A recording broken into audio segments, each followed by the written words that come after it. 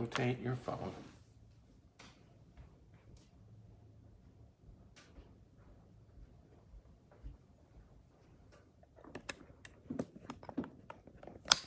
Oh, come on, baby. Come on. Come on, baby. There you go. I guess that's correct.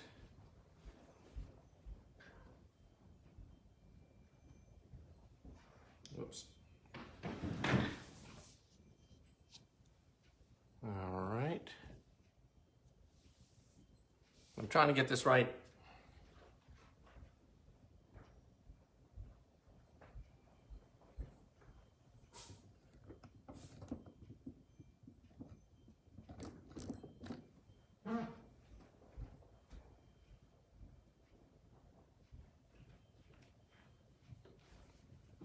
All right, I think that'll probably work, at least a little bit. I'm going to twist it a bit more.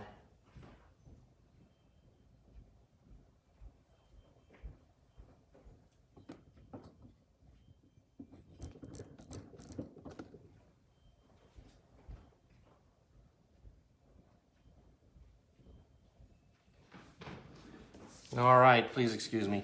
This is my first time doing this on Bridges of Light.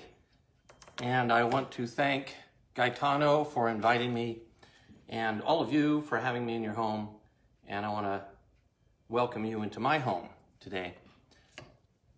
I'm going to talk about what I'm calling the ultimate secret to getting absolutely everything you want. That's a big statement. And you might ask yourself, why should I listen to Patrick about that? And I'm going to tell you that through many decades of applying these principles, I have often succeeded at succeeding.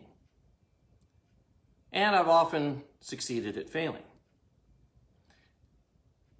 In the first regard, I'm going to talk today, and I'm going to give you examples in my life of how these principles have applied and helped me greatly. And I'm going to do this in 3 sessions. Today is the art of mental science. On the 1st of December, we're going to have the spiritual principles of manifestation. And then I believe it's on the 15th of December, I'm going to talk about the obstacles to us actually getting what we want in both of those domains. So let's start with the art of mental science. What does that mean? The art of mental science is primarily the art of communicating with subconscious mind to engage the powers of the subconscious mind. And these ideas are not new. They've been around for centuries. And in fact, back in maybe Renaissance time, there were only a few people who knew this art. It was kept secret because to know it and to be public about it was to be persecuted. But in fact, a lot of this is really magic. If you learn these principles and apply them correctly, you will see results in your life. And as I say it also, one of the things that happens is we stop tripping over ourselves. And what I mean by that is we stop being surprised by things happening in our life because we're in control, at least more so than we were before.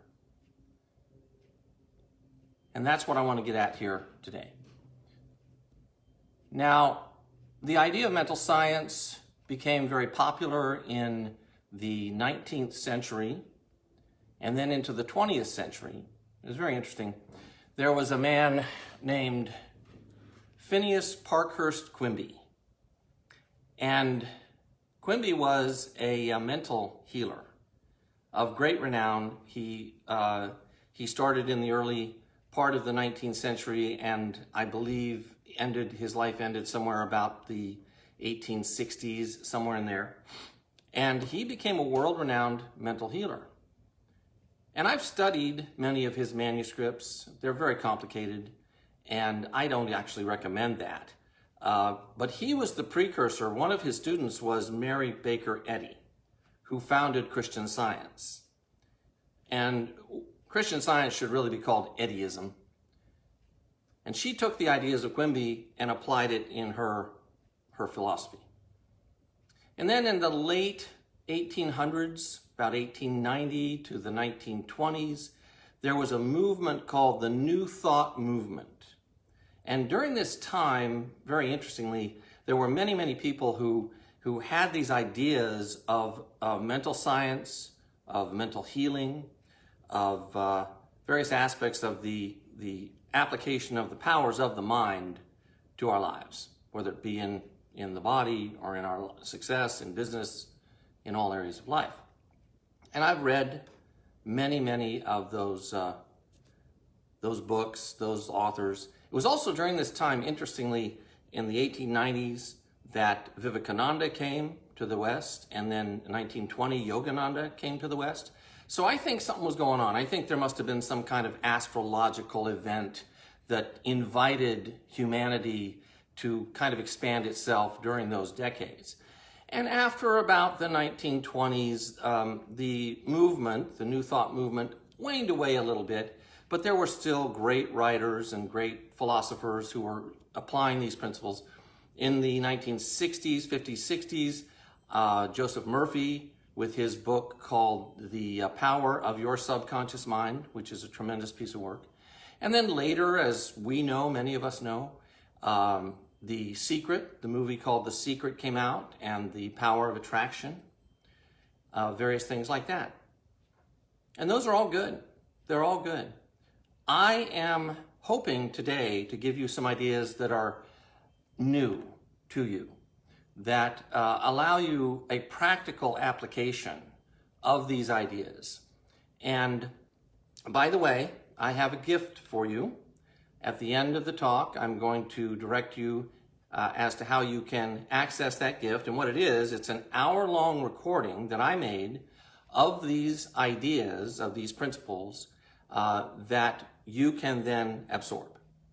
And what I recommend you do with that, if you're interested, is get into a relaxed mode and just let those ideas come in. And if something captures your attention, write it down and then meditate on it, because that may be something that you in particular need.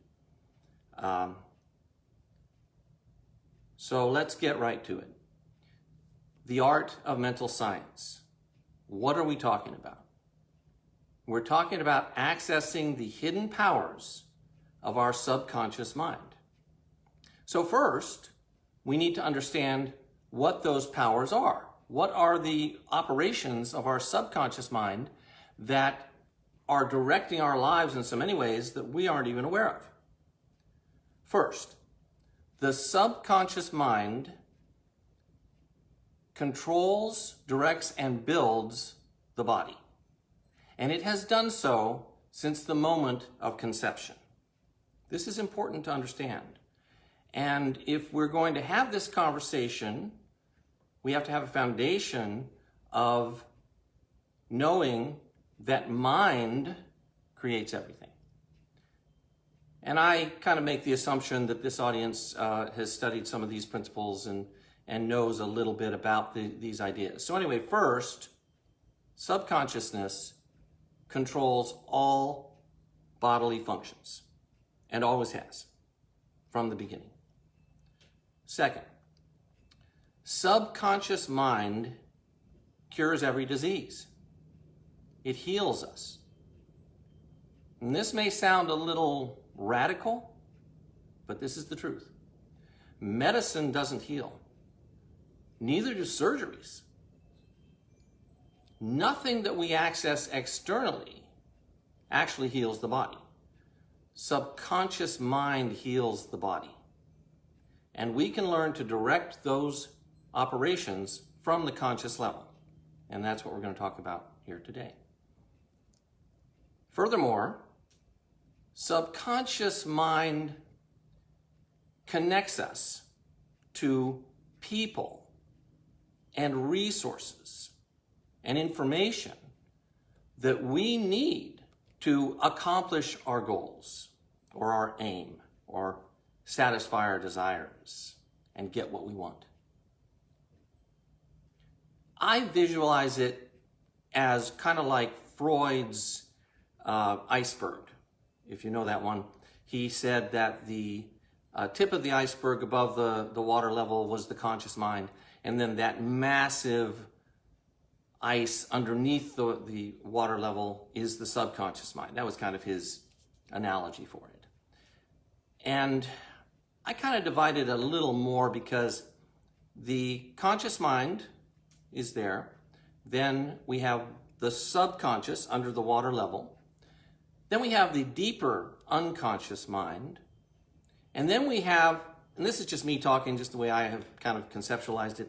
Then we have, as it broadens out, the collective unconscious that Carl Jung talked about, which is primarily symbols, imagery. And then, as the iceberg merges with that sea, we have access to the race mind and to a larger aspect of consciousness, if you will. And that is where we get these connections and where stuff comes to us in particular ways.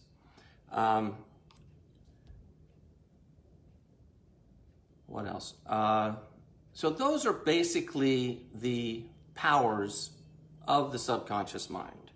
And so to get what we want in life, to stop tripping over ourselves, as I say it, we want to be able to engage those powers from the conscious level. And in fact, that's always happening. It's never not happening. We are always engaged from the conscious level with the subconscious level, and then the subconscious goes to work to manifest what we give it. That's always the case. Subconsciousness is never asleep. It's always operating as we direct it. But the problem is, we don't know how to direct it. So we need to understand a couple of things. We need to understand that the subconscious mind is able to think on its own. It actually processes information. And it does so through deductive reasoning, as opposed to the conscious level, which works through inductive reasoning. Now, what does that mean? Inductive reasoning is the capacity to gather up information and derive a conclusion or a premise. Deductive reasoning accepts a premise or conclusion as true as it's presented. So I thought of this example in terms of health. So an example of inductive reasoning would be, we want to be healthy, right?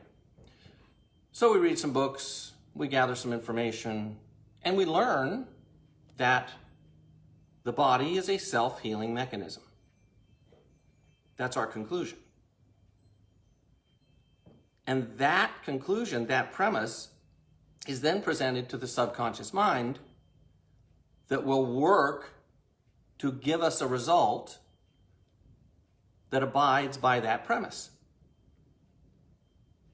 And again, I kind of assume that many of you here have studied these kinds of ideas, and you would accept the idea that the body is a self-healing mechanism. And by the way, it's always more potent when we actually deal with a truth, when we actually access a truth of nature and present that to subconscious mind. And you know, that's a little presumptuous because a lot of us, well, we might think we know truth, and gosh, in my life, 10 years ago, 20 years ago, 30 years ago, what I thought was true, I often don't think is true anymore. But it's just the case that if we can access truth, if we know what truth is, and we can come to a conclusion and develop a premise based on that, subconscious mind will really work with that. Now, on the other side of the equation, If we don't use our inductive reasoning and collect and gather good information to come to a positive truth premise, subconscious mind will work on a false premise as much as it will a true premise. So, many people, they go to the doctor. The doctor says, listen, you're sick. You're going to be dependent on this medication here.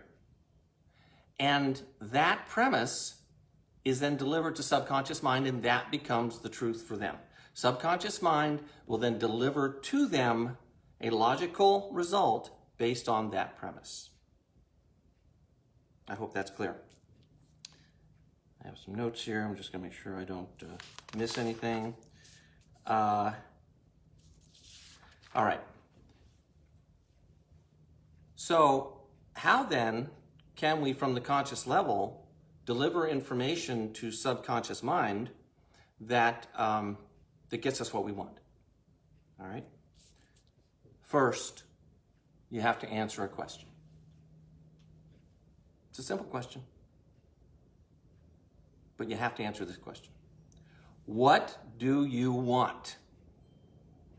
Now you say, Patrick, come on. I know what I want. And I say, sure, I know you do know what you want. But do you know how to deliver that desire to your subconscious mind such that it will work with its incredible hidden powers to bring that to you? And I would suggest that if you have everything in your life that you want and everything's going very smoothly, then you're doing a good job. But it may not be the case. And what I've observed through the years is it's very interesting. People in some domains of life will get what they want quite easily. Someone may have a lot of money, but they may not have health and they may not have relationship in their life. Or they may have health, but no money and no relationship, or they may have relationship and health, but no money, you know? So it's very interesting that in some domains of our lives, we're often quite good at this operation. And subconscious mind and our life just kind of deliver to us the things we need and want in those domains. But often we're not balanced. And that's where we're going to get to the obstacles in the third session and talk about those. And the reason that I'm giving the art of mental science first is because if you don't have obstacles, restrictions, constraints in a certain domain of your life, then you will see results rather quickly with these ideas. So we need to understand, first, that subconscious mind works deductively. Second, we need to understand how then do we deliver a message to subconscious mind. First, we have to answer the question, what do I want? What do you want? But that's not enough. That's not enough. The answer to that question may come in various ways. And one of the secrets to getting your subconscious mind to actually respond is to be sure that you understand the sequence of events, the order that is necessary to achieve your goal. And often our goal is kind of a long-term thing. Order and success are synonymous. That's a principle I learned when I was 21 years old. And it has served me well. And the first idea there that I learned was that because order and success are synonymous, we need to be sure that our environment is orderly, because that becomes a suggestion to the subconscious mind. If our environment is disorderly, then we give our subconscious mind the idea that we like disorder, that we don't care about order. And then the subconscious mind will not actually work on an orderly operation to get you what you want. So I want to give you the example when I was 21. I was learning these principles, and I decided I was going to become a chiropractor. That was a long-term goal. So I had to chunk it down into its little components, its actual tiny little steps to get me to that ultimate goal, which took 6 years from the time I formulated it. So the very first thing I decided was that I was going to go back to college. I had taken a year off of college. I was going to go back and finish my undergraduate degree. And when I left school, I was in a group, we were partying and we were skipping classes and we were young and we were having a good time. And I knew that that wasn't going to get me what I wanted in life. So the first goal that I established was to find an apartment where I could live peacefully and quietly and pursue my studies while I finished my undergraduate degree. And so I wrote that down. And I wrote it down quite specifically. And I went to find it. And interestingly enough, it was at the very last day of my efforts. I had almost given up. And it dropped into my mind that there was a set of apartments on the other side of town where I went to school that I had seen some time ago before that. And I called, and there was an apartment available, and boom, I had my perfect situation to get me going toward the ultimate end of becoming a chiropractor at that time. Now, one of the things about subconscious mind is that it responds to images. A clear mental image will have a tendency to materialize as an external condition or event. And you may have seen that in your life. So we need to understand how to first develop those images and then deliver them to subconscious mind. Subconscious mind is controlled primarily by suggestion. It does not respond to direct commands, typically. Sometimes you can do affirmations, sometimes you can kind of get it to do what you want to do directly, but not usually. We need to use suggestion, which means that our communication is implied, it's indirect. It's something that the subconscious mind will take and start to work on through its deductive reasoning process. And images are the best way to do that. So, let me think now. All right. So many of you, I'm sure, have worked with visualization. You've brought up imagery. Some of you are very good at it. Some of us aren't so good at it. But here is a series of keys that I don't think most people understand about visualization.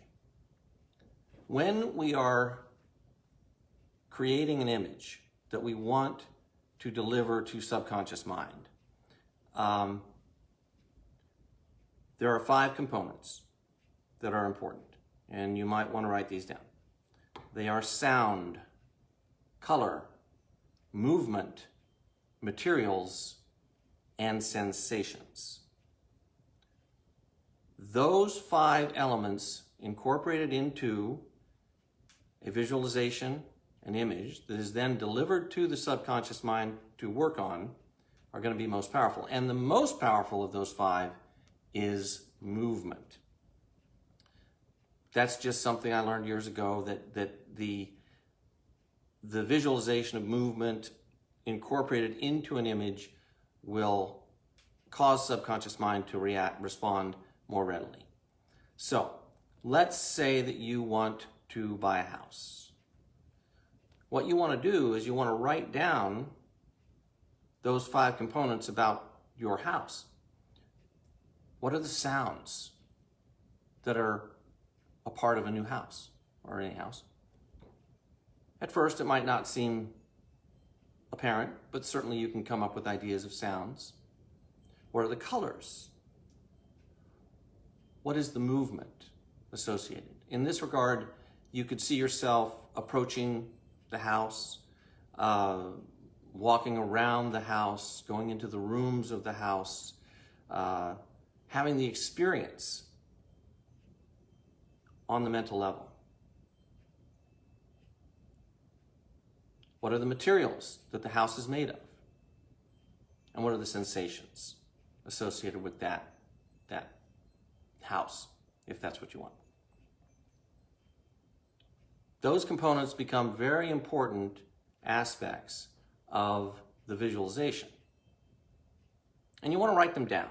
You want to have a kind of a script of what you want to see in your life. And ultimately, that script becomes one image that you plant as a seed in the soil of your subconscious mind. Some of you may have studied tarot. I've studied tarot a little bit, not as a divination tool, but as a symbolic philosophy. And in the major arcana, key 3, the Empress, she is subconscious mind pregnant with form, sitting in front of her garden, in which she is planted. It's like kind of a wheat field in the image I have. And she's planted those seeds, and she's seeing form materialize for her out of creative imagination. She is primarily a representation of creative imagination. And that's what we're dealing with. Our creative imagination that then become the suggestions that our subconscious mind works with. Now, one important aspect of this is that you never want to lie to subconsciousness. Now, I'm going to apologize. I can't see. Well, yes, you want to create the most vivid image as you can, but that's not going to do you any good unless you can convey it to subconscious mind. So let's get to that. So one of the rules is you never lie to your subconscious mind. You find out the truth and you tell subconscious mind the truth. So what is the truth? The truth is that the mental images that you create are possessions when you create them. They are a part of your mental environment, which are as real as your physical environment. It doesn't seem so, but that is one truth that we need to kind of accept in order to be able to convey these things into subconscious mind. So when you are creating images, you are actually creating an environment. We do this all the time. We're sitting around, our minds are going a mile a minute, and we've got all kinds of thoughts and images and memories and associations in our mind that sometimes aren't doing us much good. And that's becoming the seeds that go into the subconscious and create our reality. And this is why I say we trip over ourselves. Something happens in our life and it's a big surprise and we're like, what? How did that happen? Well, we created it. That's how it happened. And I have seen in my life, I just don't trip over myself anymore. I probably shouldn't say that, it'll happen to me. But it's true. I mean, my life has come to a point in years past, everything's kind of smooth. It's not boring, but it's smooth. And that, I think, is a result of my being able to implement these principles. Let me see if I can, what's this now? Yeah. All right. Let me look at my notes. Hold on a second. Another aspect of the subconscious mind is that it keeps a perfect record of every detail of our lives, even those things we're not consciously aware of. And you may know this, you can go back and you can access memories that have long since been forgotten in a particular kind of a way. All right, give me a sec. All right, now, I want to go back to the idea that subconsciousness responds to suggestions, that it then works out in a deductive way. And what this means is that we need to learn the art of giving subconscious mind hints. A hint is implied, it's indirect. And subconscious mind can then take that hint and work with it to give you what you want. I'll give you an example. When I finally got into my chiropractic practice in 1986, of course I wanted to be successful. I wanted it to be a busy practice, and I knew these ideas, so I sat down and I thought about it, and I thought, well, what kind of a hint can I give in terms of an image to my subconscious mind that will grow this practice, will cause it to help me grow this practice? Meaning, reaching out, finding the people that could come to me as patients and build that business. And this is going to sound really strange, but it worked well. So I had a waste basket there in my office where I treated patients. And in chiropractic, you may know that we have face paper on the table that we have to take off and throw away every time a patient comes in. So what I did was I visualized that waste basket full of that face paper, those crumpled up pieces of face paper, every day. What's the logical conclusion, the logical deduction from that image? And I've seen a lot of people. And in fact, within 6 months of opening my business, I was seeing 50 patients a day. And after a year, I was seeing about 80 patients a day. And then I had to figure out how to make that business work well. Another one that I used, because the business had to be profitable, was I imagined, this comes to this idea of sensation, I imagined the deposit that I took to the bank every day in the front pocket of my shirt, pressing up against my chest because it was so thick. And that worked well too, because most of the time when I went to the bank, that thing was quite thick. And so those are ideas of how we hint to our subconscious mind and give it the ideas that it can then work with to bring us that which what we want. Another thing that I did, and I kind of developed this on my own, is based on the idea that what we have to do is we have to hold these images in mind as present realities until they actually materialize, until they come to fruition. So what I did is I started what I called the future diary. And every night before I fell asleep, I would write down, I would put tomorrow's date, the next day's date, and I would write down in past tense and in terms of images what had happened that day. And that became like a miracle tool for me, that I was able then to materialize almost everything that I wrote down as a future event. But as a present reality in my mental sphere. These are important ideas. Is that making sense?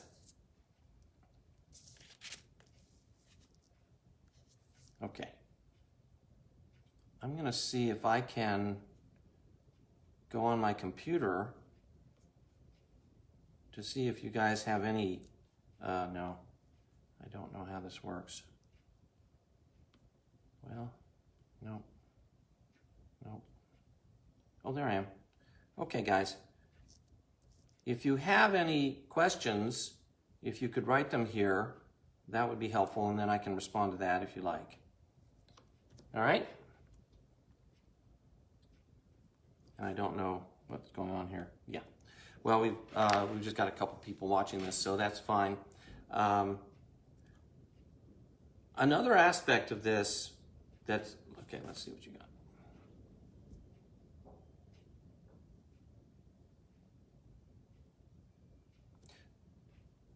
Yes, Letitia, I agree, and that's why I want to do the next time the spiritual principles of manifestation. You know, when we get into ideas of faith and the spiritual aspects of this, it kind of takes it to another level. The ideas of mental science and the art of mental science are the basics, basically. And again, the reason I present them here now, like I'm doing, is because for those who don't have a lot of obstacles, whatever that might be, these ideas could be very, very potent in that regard. So now, so we've got our image. We might be writing it down. We might be doing what I call the future diary. We're doing what is really, I like the term, mental sculpture. See my sculpture in the back? I like sculpture. Mental sculpture, carving out the image that we are going to then give to subconscious. The best way to go about that is to first become completely relaxed. Relaxation accesses parts of the brain and the subconscious mind that we cannot access when we're restless or nervous or tense. Relaxation is really a key to that. And then the time just before we fall asleep and the time just after we wake up are the most potent times to deliver that image.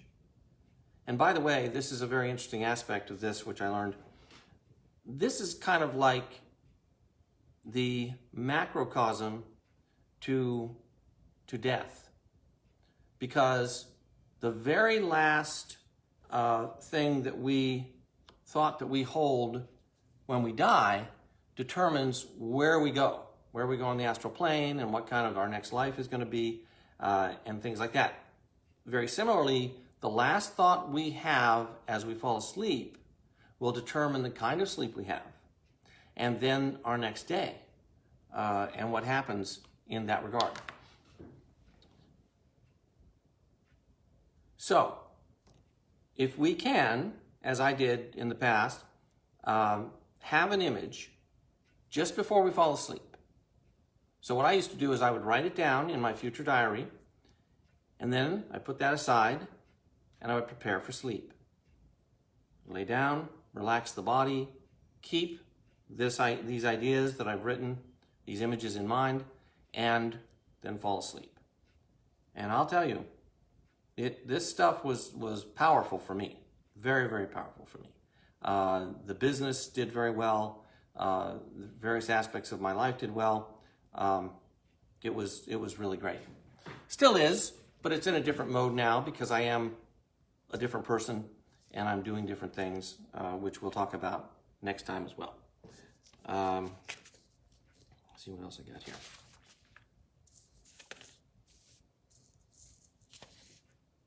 Oh, yes. One thing that is very important, and this is a real secret, is that when you have formulated your goal or your aim, the answer to what do you want, and then you've chunked it down into its components that you're going to image and deliver to subconscious mind, it's very important to maintain strict silence. You want to keep it to yourself. You want to conserve the energy that other people waste when they are talking about what they intend to accomplish, and often don't. Now, I do qualify this in a particular kind of a way.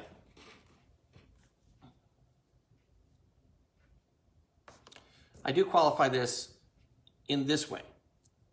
if you have people in your life who are going to be impacted by you achieving your goal, you need to include them. You need to include them. And, you know, I say kind of humorously, if you want to have a baby, you can't do it alone.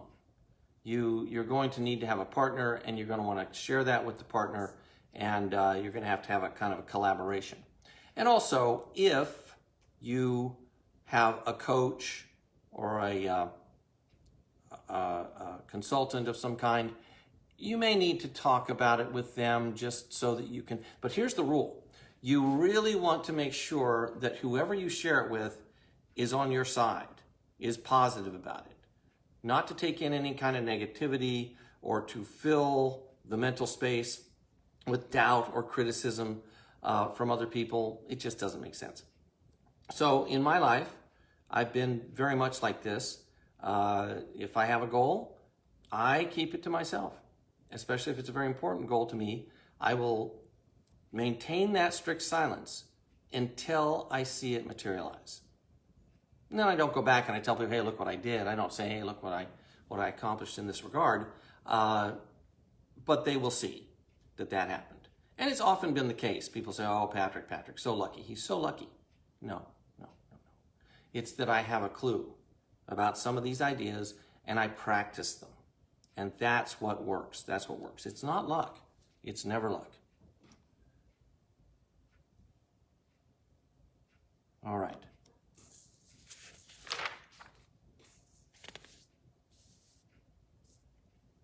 So it's important that we understand that this has always been the case. Our subconscious mind has always been in operation. It's always been giving us what we deliver to it, reflecting back to us through deductive reasoning, through the premises that we derive from the use of our conscious mind. And we often don't know what we're doing. And that's just the truth.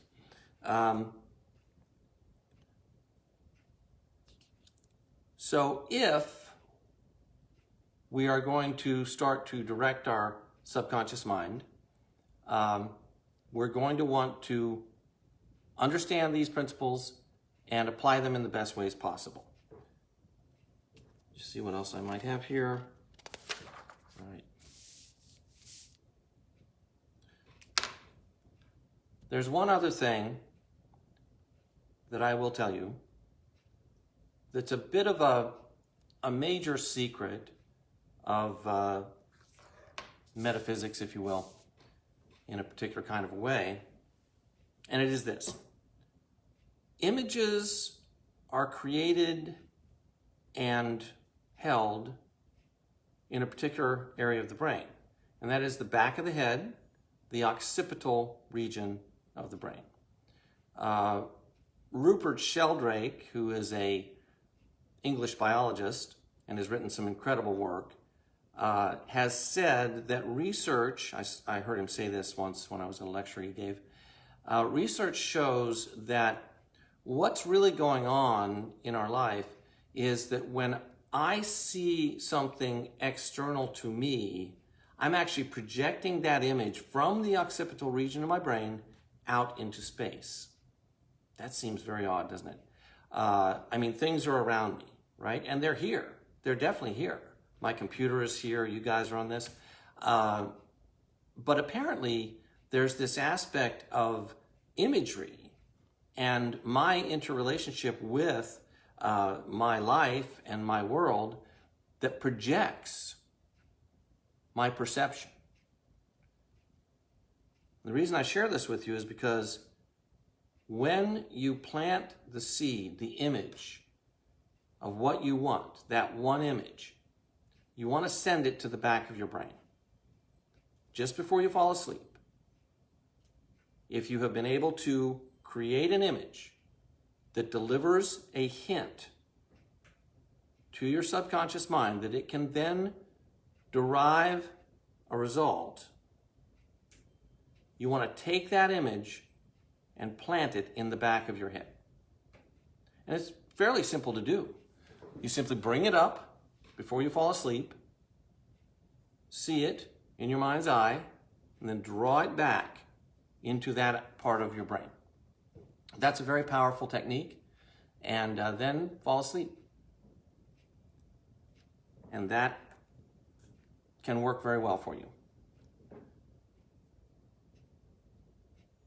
All right, I'm just going to look here, see if you guys have any more questions. Let's see. Yeah. Yeah. All right. That's really all I have to deliver at this time.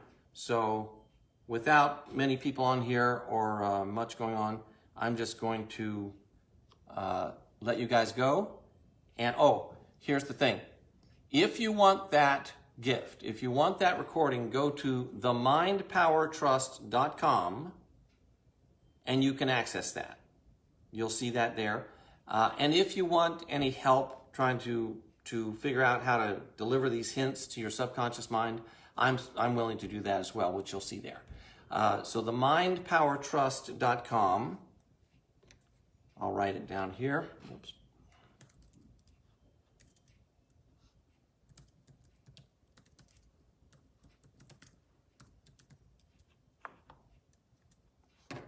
So there's that. And you can go there and you can see what's going on. So thank you very much. And if you're interested, come back in a couple weeks and we can continue that conversation.